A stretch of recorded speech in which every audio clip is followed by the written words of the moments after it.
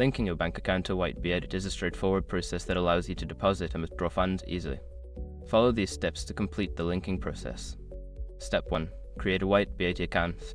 Visit the WhiteBIT website and sign up for an account if you haven't already. Fill in the required information and verify your email address to activate your account. Step 2. Navigate to the account settings. Don't continue before doing this. A lot of online accounts end up exposed in breaches without people even realizing it. Use SROG to constantly monitor your email and accounts and get alerted immediately if your information gets leaked online.